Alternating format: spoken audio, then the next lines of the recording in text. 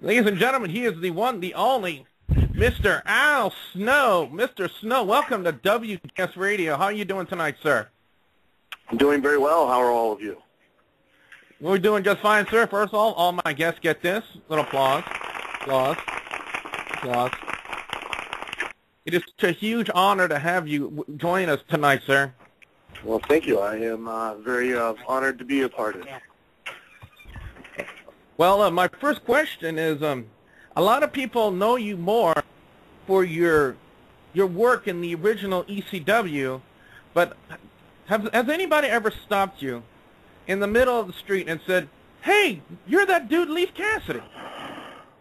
A couple, yeah. There have been a few here and there that have remembered me from that back then, that time too, and even a few that are a lot older and remember me from even before Leif Cassidy days in other territories.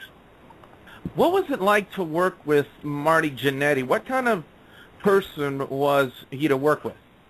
Marty was great. Marty was, he's really, people just don't realize just how talented Marty really is. And, I think Marty kind of throws that off by, being a cut-up. But really, at the end of the day, Marty is a very talented performer and, really knows what he's doing out there. So I was very lucky to get to be a part of it and, get to benefit from his experience and what he knew. And it was always easy to, when we were in the ring, it was always easy to work with Marty and, as a team and stuff like that. It was always fun. And I loved traveling with him. It was just, he'd get bored, it was always, he would rib you, so it was like Indiana Jones and the Temple of Doom traveling with him, Wow.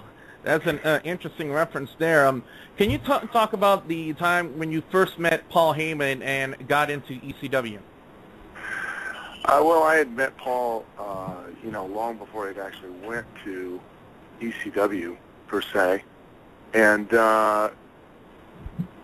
we went there. I met him and talked to him. And when I went the first time, I had went and came in as Al Snow and for a short run. And, he had an idea of me doing like a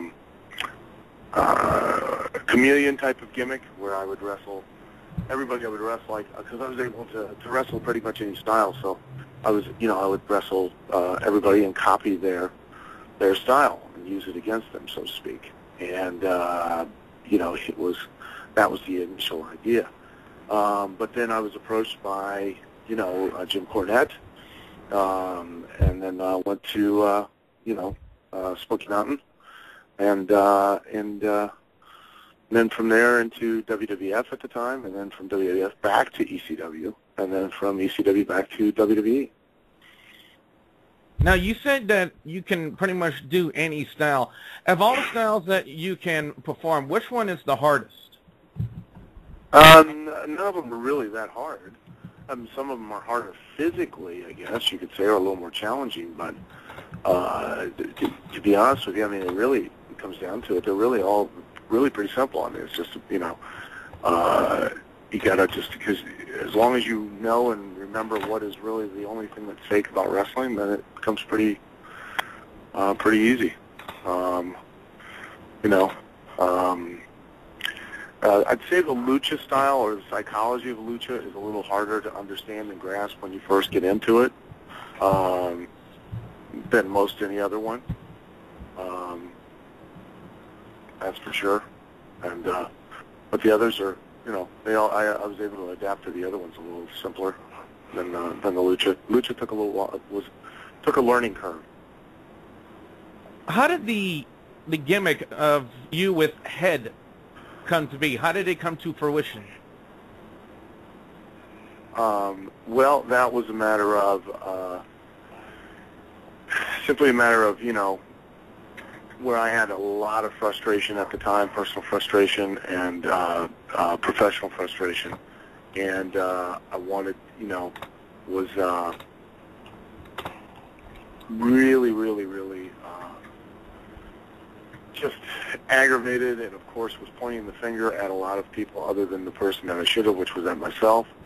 And that frustration was borne out in me trying to show that I had a nervous breakdown, and to demonstrate that, I started trying different things, and then finally, due to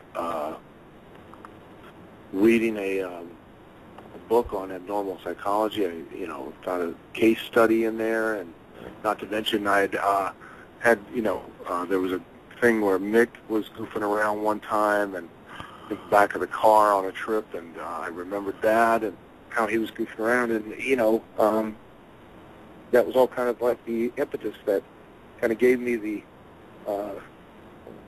idea to carry a styrofoam head that I found in the back at the ECW arena out to the ring with me, and I would talk to it and treat it as if it were real, and that was how it started. To this day, are you still shocked and amazed on how popular and how over the head gimmick got over with the ECW audience than the WWE audience? Yeah, I think though, and I've tried for a long time to figure out and understand, but I think it's just because people could relate to it so much, because it was, who doesn't feel frustrated with their own personal either life or professional life, and then feel like they could go crazy in that, and the whole idea of going so far overboard that you now believe an inanimate object is real and treating it as such. I think they felt it more than anything else, that the things that work the best in wrestling are the ones that really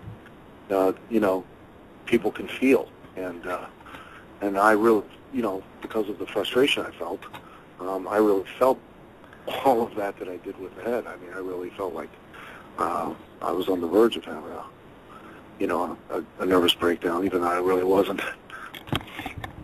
Well, I did mention the WWE. Around this time, you were making the transition from ECW back into the WWE. What kind of an experience was that for you to come back to the WWE? It was a great opportunity. It's unfortunate that I was focused on the wrong things, at the time, as opposed to, now I would be so much better prepared for an opportunity like that. I was focused on, having great matches and things like that, and as opposed to having matches that sold tickets and being a star. I just wanted to be really good, and that's not what the business is about. And unfortunately, I didn't focus on those things and blew a lot of opportunities that I could have had. Now, the hardcore matches that you were involved in and the multiple reigns you had as hardcore champion and the matches that you've had, would you compare them to the same style of matches that you had in ECW? No. Actually, I didn't do any of that stuff in ECW. I just always wrestled in ECW, and then when I got the head, I did even less.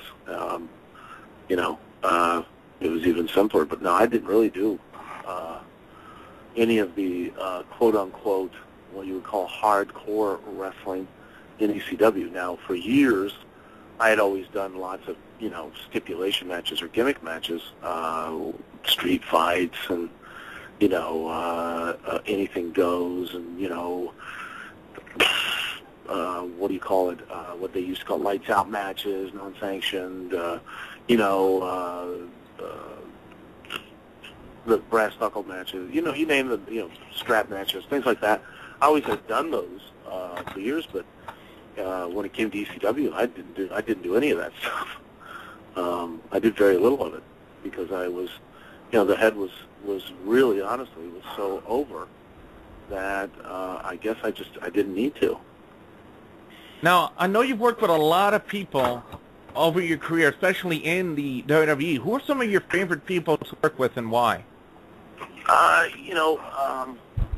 There are lots of guys, and it's really tough to just single out a few at one time. Only because then you feel like you don't want somebody to feel like you forgot them. And I've worked with so many people over because I've been doing this for almost 29 years now. There were guys that I used to love to work with back when I first broke in the early '80s, and then but WWE-wise, I mean, Chris Candido was always, I loved Chris personally and professionally, and I really miss him. I mean, it's just a crying shame he's no longer around. It just breaks my heart. And then Bob Holly, you know, always had a great chemistry with. I'm trying to think of some other guys that I worked a lot with. You know, Billy Gunn, always a night off. You know, Road Dogg, God, that was easy.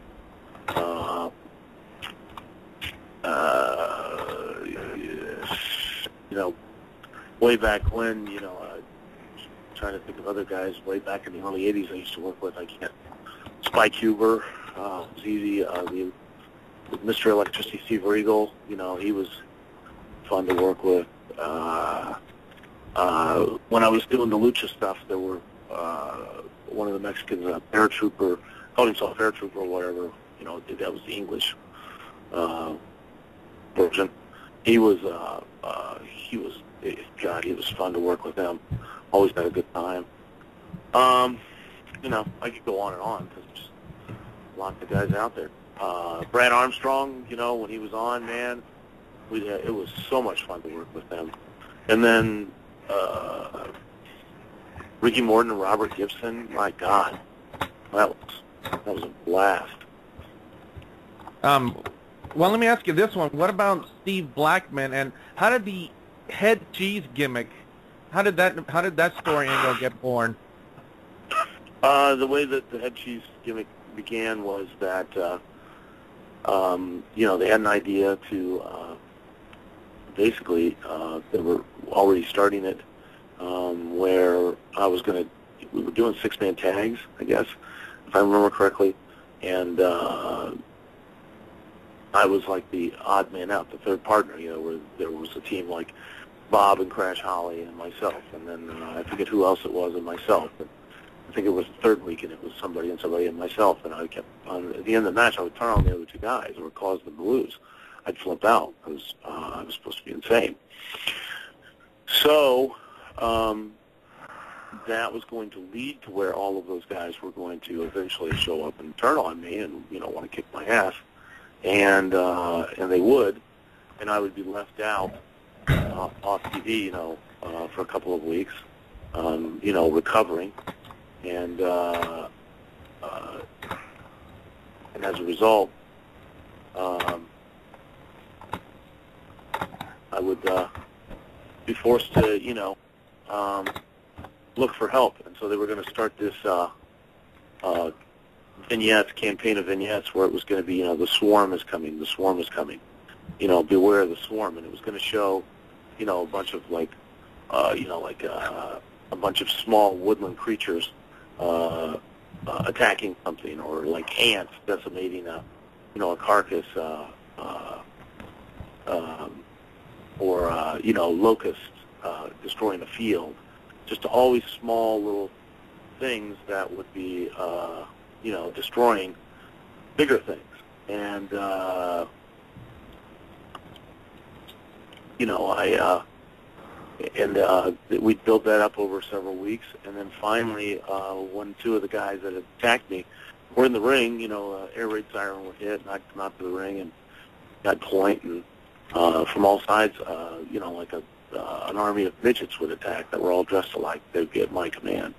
And Vince didn't really want to do that, so at the time Blackman wasn't doing anything, so I suggested, I said, well, that's not going to really fly. I said, why don't you put me with Blackman? I said, I'll make his not having a personality a personality. And they did. And it was, you know, the stuff that we did outside the ring was fantastic. Some of the best stuff I've ever done. And I really enjoyed it. I mean, we really had, you know, a chemistry outside the ring that, you know, what with Steve being, you know, the straight man, and me putting him in ridiculous situations, always with the idea that, you know, I was going to eventually figure out a way to give him some kind of a personality and charisma that he supposedly lacked. And, you know, it ended up becoming a show within a show, because when they did the segment ratings, you know, we always had the highest segment ratings of the show every week on SmackDown. Has anybody ever referred to you and Blackman as maybe the Abbott and Costello of wrestling at that time? Not at that time, but no, we could probably have easily called that, I'm sure.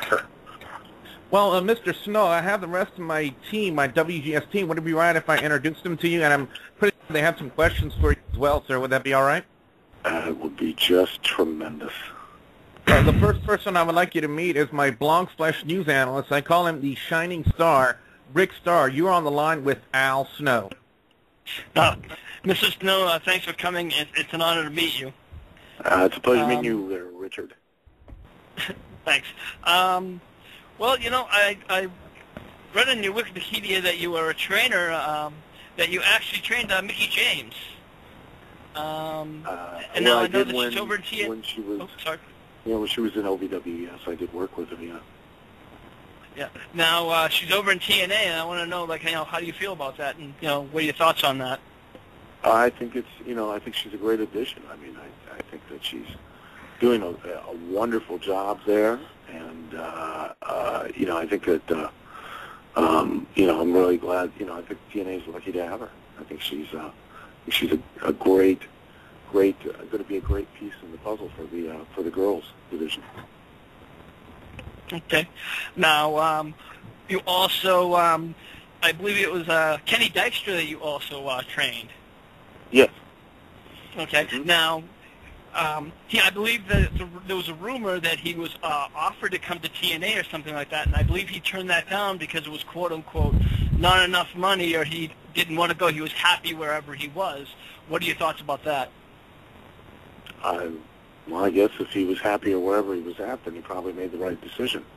I wasn't aware that he was offered an opportunity to come to TNA. And if it wasn't the right thing for him, then he probably, like I said, probably made the right decision, I guess. I don't know what else you want me to say. I didn't know anything about that. Oh, okay. I just wasn't sure if you heard, like I said, it was just like a rumor or whatever. Yeah, I do didn't have know one last. I don't know what kind of answer you would like me to say. I mean, I just don't know. Oh no, like I said, I just wasn't sure what you thought about it. Just I wasn't expecting like any kind of deep details. Just a quick thought. Yeah, I would. Yeah, well, it's great that he got offered the position. Apparently, it wasn't for him, and I'm sure he's happy where he's at then. Okay, cool. Yep. And one last question. Sure. I also know that you trained with Cody Rhodes. Cody Rhodes, yeah, I did work with Cody. Helped literally from the ground up, actually, with Cody. Okay. What do you think about his new gimmick? I'm sorry, I haven't seen it. Okay. I don't have an opportunity to watch wrestling. I don't have an opportunity to watch much TV, to be honest with you. I haven't watched any wrestling program for a long, long time. Just haven't had the chance. Just been way too busy, which is a good thing. Fair enough. I mean, I'm not complaining. But to comment on his particular gimmick at this time, it'd have to be all speculation because I don't even know what it is. Well, the gimmick that he's doing now is called Dashing Cody Rhodes, and he kind of comes out and he does little segments where he flosses and he does his eyebrows type of thing. It's I guess it started off where all the divas had voted him the most gorgeous, male wrestler in the WWE, and now they call him Dashing Cody Rhodes. Okay. Well, he's basically, it's like an imitation of Ravishing Rick Rude, if you would have to look at it one way. Mr. Snow, we have a caller on the line from the 337 area code. What's your name and where are you from? Hello, caller with the 337 area code. Caller from 523-360. Are you on the line? Oh, this is Chase. What's up, Billy? Chase, welcome to the show. How are you doing? I'm doing fine, and you? I'm doing just fine. Well, we have Al Snow on the line. Would you like to talk with him? Of course. I don't want to take up too much time, and I just wanted to know from Al Snow, from your perspective and standpoint of being in the business so long, what would be your best advice to give to a younger, independent wrestler that's trying to, maybe want to make it to TNA or the WWE one day? We need to be, if you're really wanting to do it, then do it. Give 100%. Don't treat it like a hobby. Don't treat it like it's a pastime or, it's just something you want to do or it's a fantasy. You're only going to get out of it what you put into it. So really, really apply yourself. Make sure that you look professional, you behave professional, and focus on treating this like it's a business. Realizing, learn everything you can possibly learn to make you as good as possible at trying to become an attraction, trying to become someone who can motivate an audience to pay to see them, because that ultimately is what you really want to be. Don't focus on being a great wrestler. Focus on being a great worker that can elicit an emotional reaction out of the audience so strong that they'll want to pay to see you again and again and again. Otherwise, you're just going to be spinning your wheels. Thank you so much, Al Snow. It's always great to hear from a good worker and a guy that's been around the business for a while's perspective on the business. It's really great to hear things like that. It keeps me confident to work these small shows and maybe learn from other guys. That's how you do it. Don't be afraid to make mistakes. Go out there, and the only way I tell everybody I train, the only way you're going to ever know your limitations is if you exceed them. So don't hold back. Go out there and try different things. Try different ways to show your personality and your character and your charisma.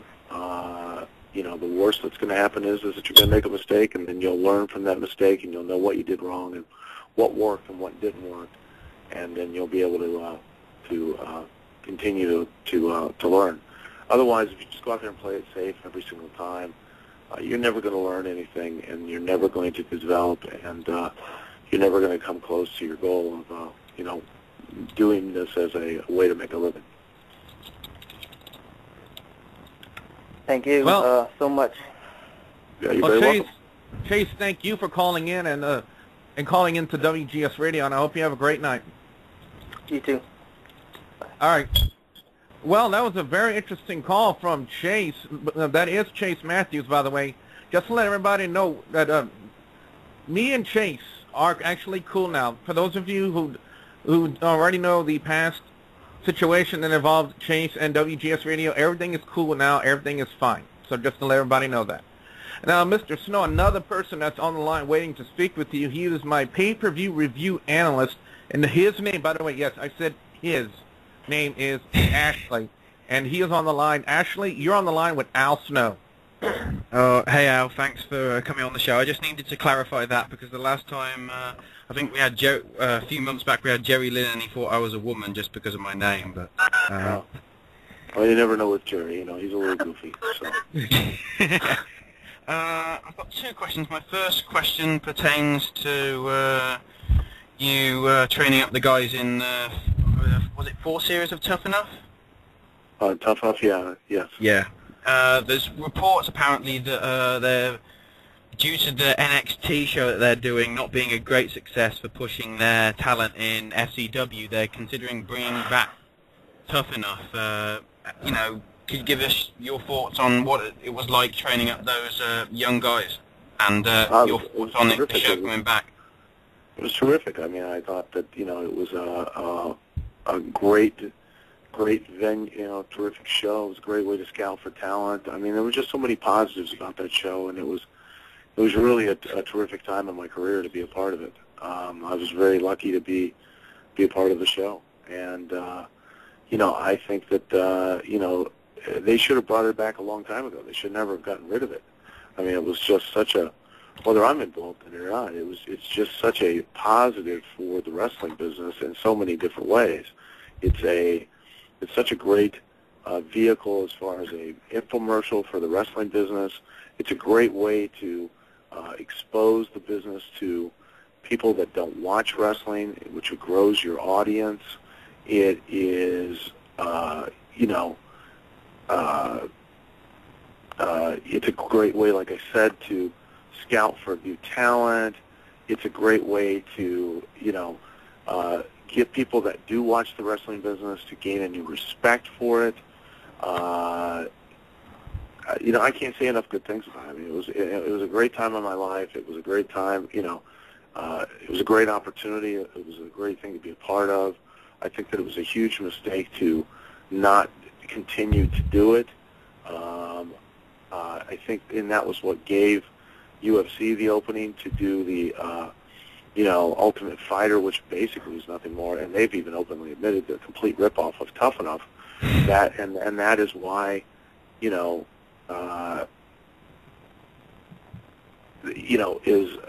is why UFC is enjoying. Even Dana White's even admitted that's why UFC is enjoying such a great influx of an audience, is because of the fact that that Ultimate Fighter allowed people to get to know and identify with the fighters in a way that they never would have been able to, and that Ultimate Fighter was instrumental in that.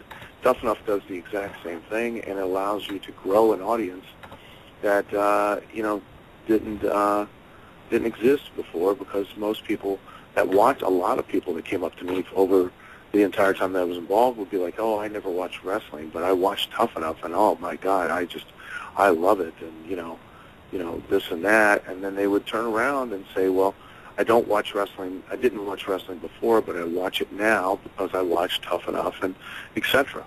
And I think it's a smart idea for them to bring Tough Enough back.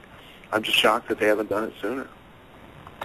Yeah, absolutely. Great concept, and if the rumors are to be believed, it might be arriving early next year, and it'll be great to see some stars outside of WWE given the chance in the company. My second question relates to your experience color commentating alongside the coach with Heat, because there was a report this week with Mick Foley about I think it was the publicity of his Countdown to Lockdown book, and he was saying that he didn't like it because he had a stint in, I believe it was 2008, being colour commentator to Jim Ross at SmackDown, and he wasn't happy with the fact that he kept being barraged in his ear by the people in the back saying, talk about this, talk about that, and also there's criticism of the Michael Cole character at the minute because he's a heel persona, and the only reason he's going heel is because he's being shouted down the earphone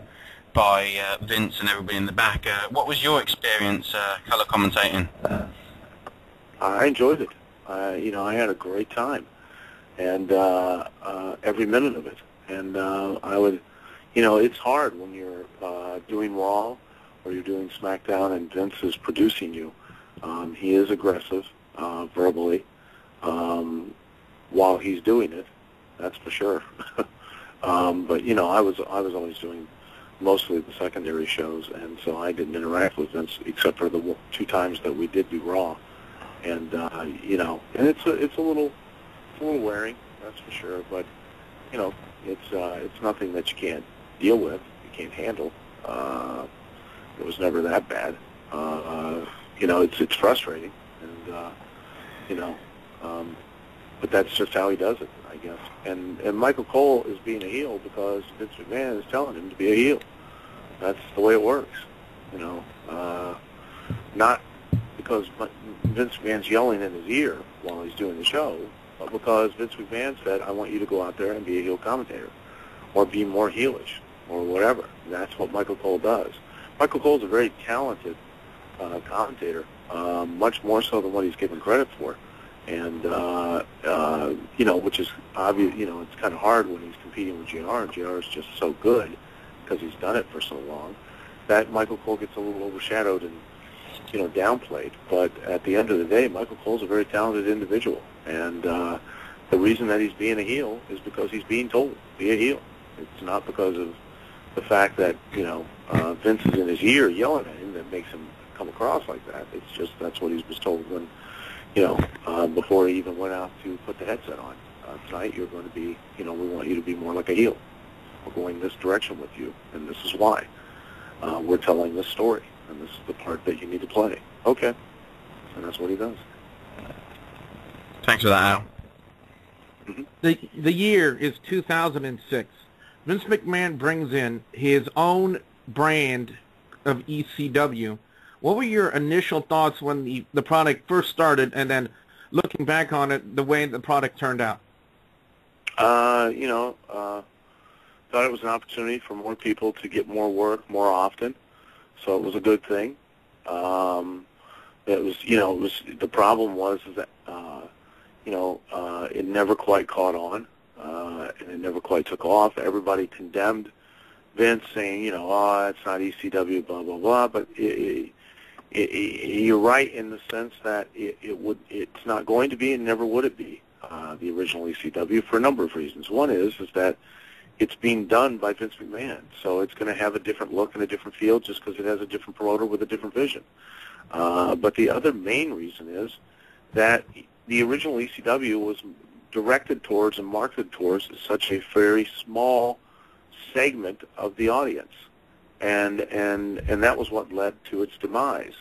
Vince is going to try to promote and put out a product that appeals to as large a mass an audience as possible, and so it's going to be completely different than the ECW that was of old.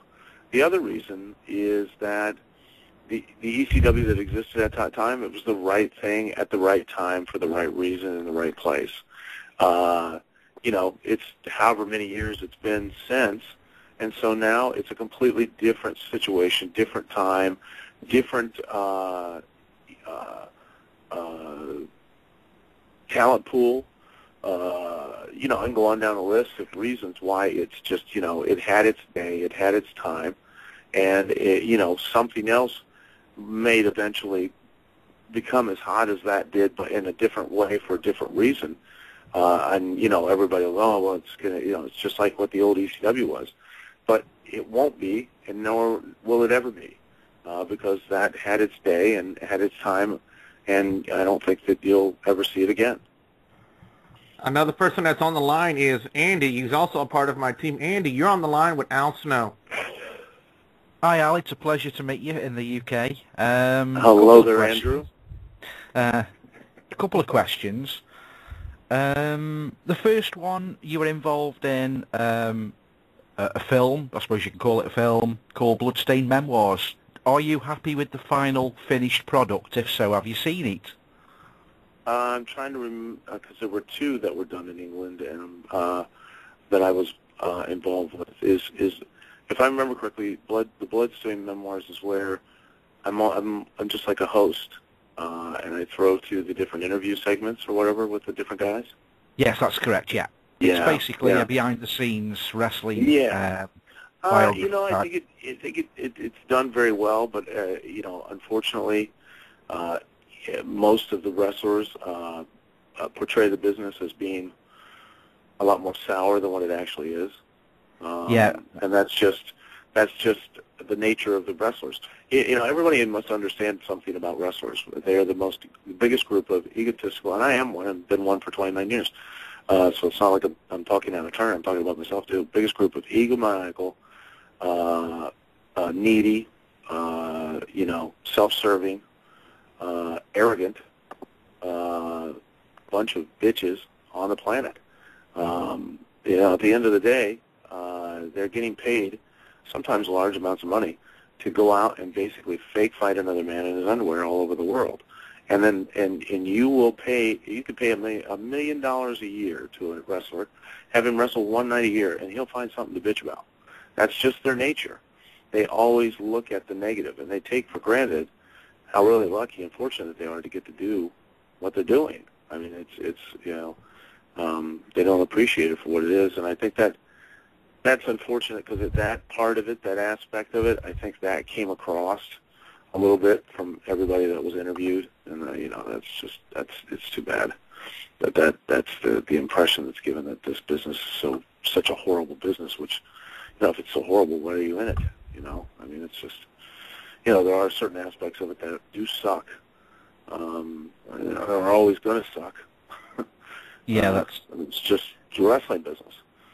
But, that's the way the movie came over. It was a very negative. I was looking forward to a movie that was going to show you some behind-the-scenes information which fans would find interesting. Yeah, it was an interesting, well-made production. It was just a very negative towards the industry, and I thought, coming from professional guys, it wasn't a good thing in a way that they released it without finally checking through. I think they could have done a lot more with the film, to be perfectly honest. It was a bit of a disappointment. The only two people that sort of stuck out in my mind is yourself and Roddy Piper. The others, as you say, were very negative to the business. Yeah, it's just, and part of that too is a lot of people within the business become bitter toward it, especially as you get older in it. And part of the reason you get bitter toward it is because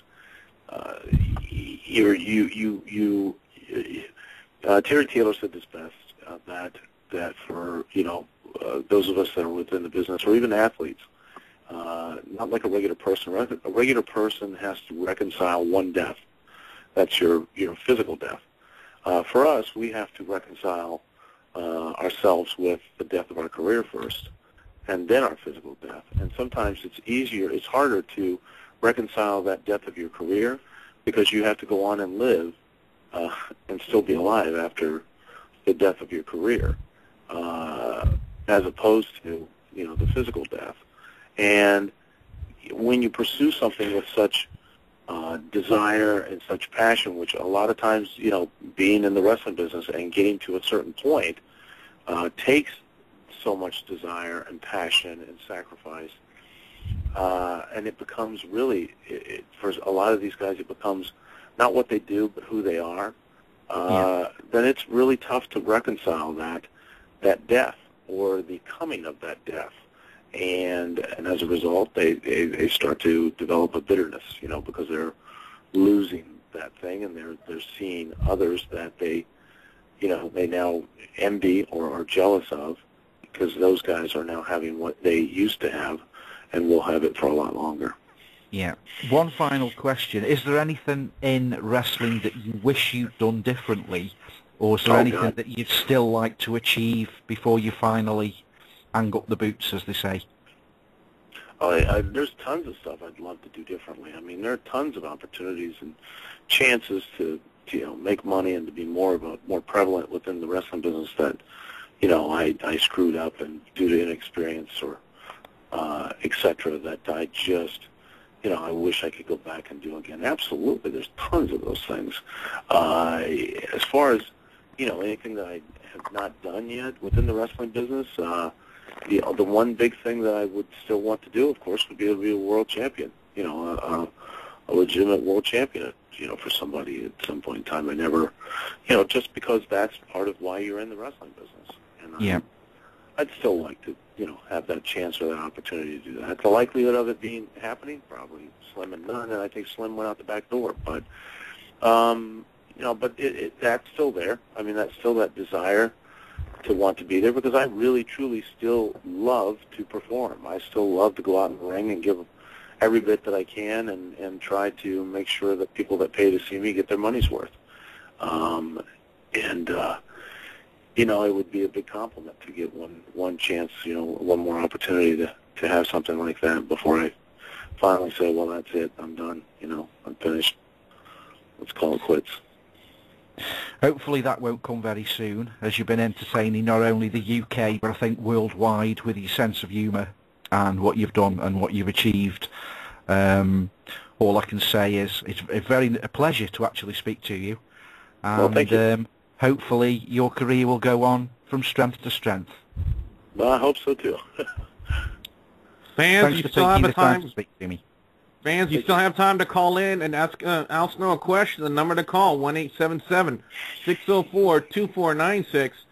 Mr. Snow, we have a huge fan of yours here on the line, because his name is WWE Fan, and I'm sure he has a question or two you'd like to ask you. WWE Fan, you are on the line with Al Snow. when you were in the WWF, what was your favorite hardcore match in your wrestling career and why? Probably when Bob Holly and I, the first one that I ever did with Road Dogg, I think, would really stand out. And then probably the one with Bob Holly where we fought out into the Mississippi River in Memphis. Those are the two that everybody kind of points out all the time. Wow, interesting question there. Another person we have on the line, we call him the Iron Reverend, Mr. Snow, because his name is Reverend Jake Slayer. Rev Jake, you're on the line with Al Snow. I am so happy to talk to Al Snow that I decided pants are definitely optional this evening. Absolutely. Absolutely. Right now I'm semi-naked myself. Well, that's good. I know you have a sense of humor. We're the same age, and I was in the business back in, like, the early 80s, like when you started out. Uh-huh. And, I remember the nights when you had to drive 3 hours to get $50 to show up. Sure. I live on the other side of Tampa, so I've been to the impact zone more than once, and, like, I've seen where wrestling is gone now. Mm-hmm. I guess my question is a two-part question. The first part being, do you ever miss the old days back, like, at the bingo hall in Philadelphia? Do you ever wish it was just simpler like it was back then? Oh, sure, yeah. I mean, there's a certain feel that kind of goes away the larger it gets. Not complaining about the larger it gets because, the more money you make. But, the traveling in the car. I mean, one of the things I really enjoyed when I was a part of OVW and we were really doing things and running things well, and we'd be going to the towns anywhere from 3 to 4 times, maybe sometimes 5 times a week. Is it was kind of like the old days. You get in the car with a group of guys, and almost like a caravan of the boys, and you drive to the town, you do the show, and then you drive back, and I mean it was just so much fun. And of course, like in ECW and the bingo hall, and there was an atmosphere and a feeling that you just can't duplicate or get when you take it to another level, and you start going into 20 and 30, 40,000, 60,000 people. I mean, granted that's terrific and it's a blast to perform in front, but there's just something about wrestling that when it's that intimate, maybe that 2 to 5,000 people level, I guess, or even sometimes that 300 to 500 people. I mean, it's easier, and people don't understand. I'm sure you'll understand. It's easier to go out in front of a crowd and work a crowd of 60,000 people than it is to go out in front of 60 people and get those people so emotionally connected and attached to what you're doing that they forget that they're watching a wrestling and become so emotionally overcome that they stand up from their feet and take some kind of physical action, whether it's to cheer or to boo or to whatever. And it's more of a challenge when you're doing those smaller venues and things like that. But I certainly can appreciate the new era. And of course, it was just so much fun. And I tell everybody that gets in the wrestling business, don't forget why you got in this business. It's because it's supposed to be fun. It's, keep in mind, everybody takes it so seriously. You are basically fake fighting another man in his underwear for money. So how can you take that too seriously? Go have a good time. Well, no, I understand that, and I respect you for being in the business for so long and lasting so long. And like you said, you go on that road trip, you might only get $100 that night, but it was like going on a road trip with your best friends. Oh yeah, you just had so much fun, and even when you wrestled, I mean, you weren't so worried about screwing up or making a mistake. You just went out there and you did what you had to do, and you just had a blast. It was. Yeah, you did it for the love of the business. Absolutely. And now, like, I know you have a sense of humor. My next question really doesn't have anything to do with wrestling, but I was wondering if you like peanut butter, mayonnaise, and onion sandwiches on white bread as much as I do. I like peanut butter and bologna on white bread, but I don't really like onions or mayonnaise. but I try to stay away from that. But the peanut butter and on bologna, I love that. So. All right, thank you, my friend. I'm Sure. glad you have a sense of humor. I'm being serious. And that's coming from the soon-to-be published Al Snow cookbook. Be sure you look for that on newsstands coming very soon. Another person here from my WGS team, Mr. Snow. His name is Hitman. Hitman, you're on the line with Al Snow. Hey, Mr. Snow. Hey, how are you? Calm down. Don't be so excited, okay? Try to get a grip. It's my mic. You know, I'm a big fan of yours. I can tell. I've been. I'm sorry if I'm coming off markish. Not at all. You're not a mark at all. Okay.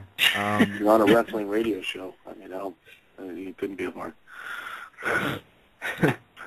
I guess the question what I want to ask you is, you've had three, I guess you could call it sort of comeback matches. One match was, it wasn't a match, but you came back to the WWE in 2006 for ECW, and then in 2007 for the 15th anniversary, you were in this Battle Royal, and then in TNA you came back, and you're still there, but you came back for Hardcore Justice, and you were in a triple threat match with Brother Run and Rhino. Out of those three matches, what would you say was, which match would you say got, which one would you say got the biggest, fan reaction, or which one was your favorite? They all were fun. I enjoyed all of them for, different reasons, but I guess the triple threat one, which was the most recent, I think was one that I really, I thought worked really well, and, I enjoyed a lot. Probably because I felt like I was more, had really understood more of what I was supposed to do while I was out there in that one more than I did in any other one. Very interesting question there, Hitman. Another person that's here is Stark Coyote. Stark, you're on the line with Al Snow. Oh my god, oh my god, oh my god, oh my god. I can't believe I get a chance to sit down and actually have a discussion with you. I so can't it's an honor. It really is an honor to actually have a chance to talk to you, and thank you. It really is, and the contribution that you have made for this industry is undeniable and unreplaceable. And well, I'm very flattered. Thank you. You're very welcome. You deserve it. You earned it. So, you deserve it fair and square.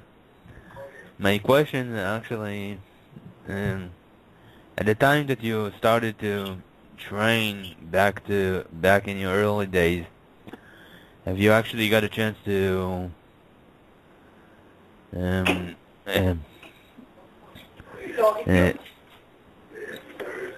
had a chance to what was that?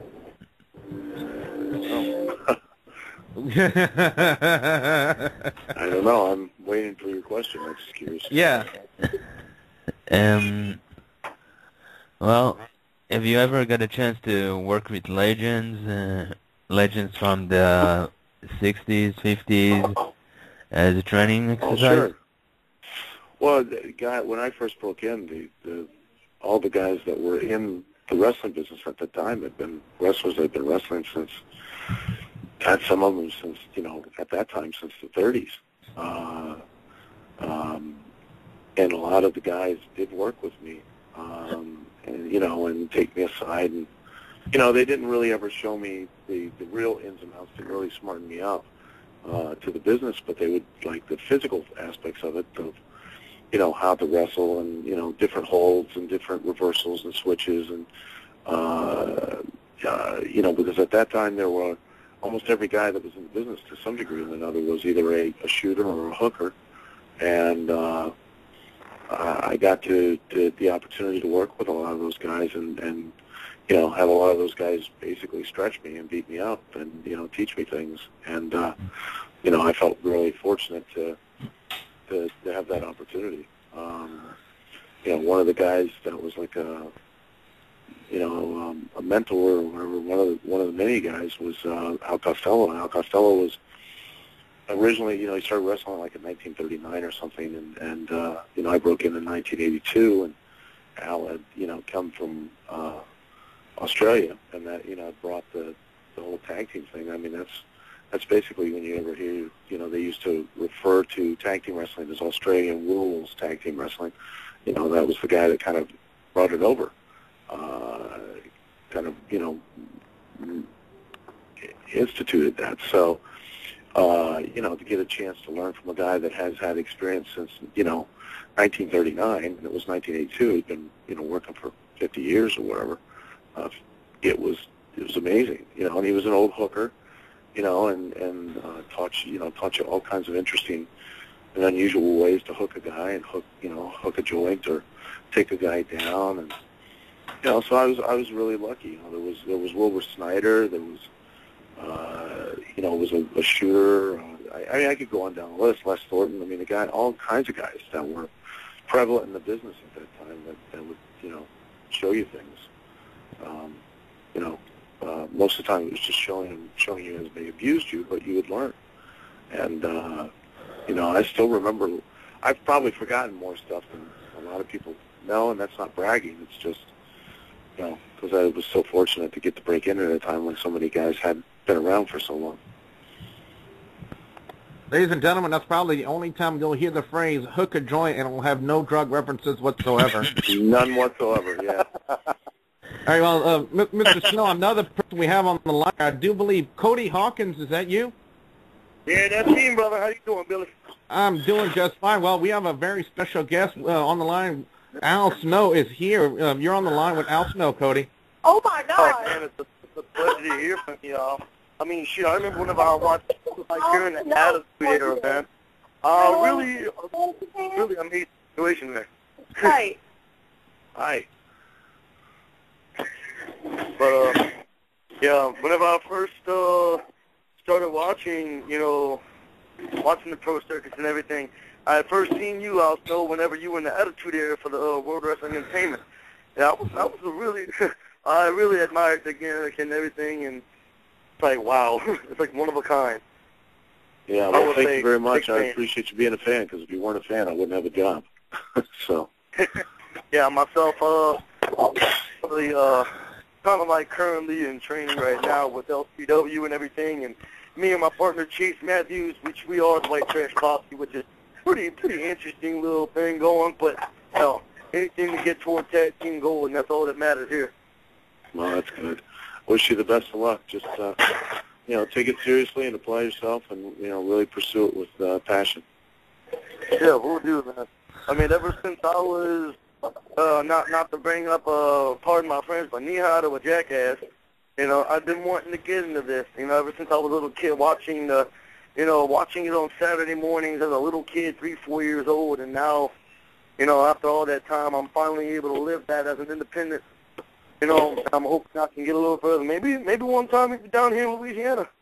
Yeah, I'd love to come down there. Awesome. I haven't been down in a while, so it would be fun to come back down again. Oh, sweet. Well, Mr. Snow, I know you have the time for just a couple of more questions. My question to you is, I know that you've done a lot of work in Tennessee, especially with the promotion Showtime All-Star Wrestling. What's that company like? What kind of people, what kind of workers do they have over there? I wish I could tell you. I don't remember. I do so much work, so many different places with so many different people that, unfortunately, I wish I could say that I remember them all, but I don't. And it's not because I don't care. It's just that between the hectic schedule that I have and also the fact that I've been taking bumps for 29 years and I'm kind of like a shaken baby. It's kind of tough to remember things. So, I'm sure they were probably, great if they weren't, to be involved with, because if they weren't, I probably wouldn't be involved with them. All right, Mr. Snow, my final question to you tonight, sir, is what exactly is your official capacity with TNA? I am a road agent, or an agent, I guess you could say, and I am a kind of like a talent scout. When I go to the independent shows and things like that, I'm there partly to work and also partly to look for somebody that might stand out that I can recommend to TNA as a potential talent. I think we might have another caller here from the 517 number. What is your name and where are you from? Caller from the 517-7237 number.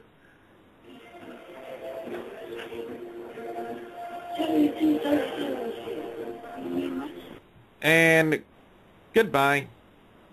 You had your chance. Sorry about that. Well, Mr. Snow, I wonder if you can give us your final comments for my listeners here on WGS Radio. I would say, support wrestling, support independent wrestling. That's where you're going to, see your future stars. Also, I'd say, give TNA a chance. What's really going to help the wrestling business, not just for the wrestlers, but for the fans themselves, if there is true competition out there. And, the only way that's going to happen is with your guys' support. And, try to get behind and back TNA. And if you don't like something or don't like the direction they're going, voice your opinion. They have to give them credit. They really are great about listening to the fans and being aware of what fans like and dislike, and just see what they can do. So that'd be my strongest suggestion. Mr. Snow, may I ask you one last question? Sure, yeah. Actually, since you've mentioned that, what do you think? Is there any chance of them bringing back the six-sided ring that you were aware of? I don't know. I'm not aware of anything, in regards to that. Couldn't tell you. Okay, because I think the six-sided ring is really where TNA is at, because that, honestly, that was the signature of TNA, and I think since they've taken that away, that's really hurting them. That's my personal opinion.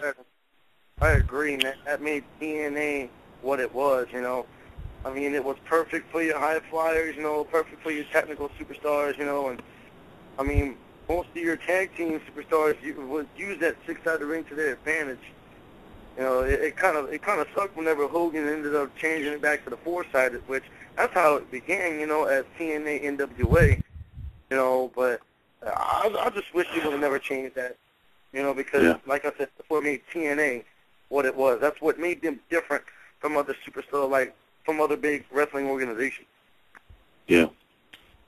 Well, Mr. Snow, it has been such a huge honor and a real treat and a real pleasure to have this chance to sit down and chat with you over this past hour, sir. And it's just been, again, a wonderful pleasure, and thank you so much for taking time out to come over here and talk with us this week.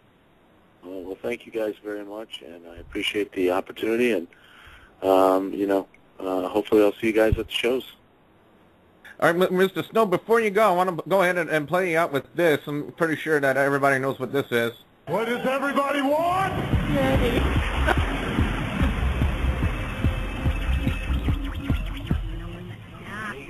What does everybody need?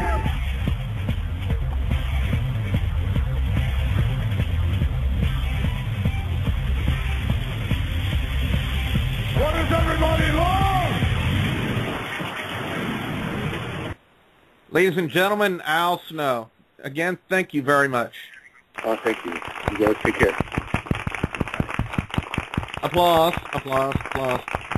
Wow, what a huge treat. What a real honor to talk with the one, the only Al Snow. What a wonderful interview, guys.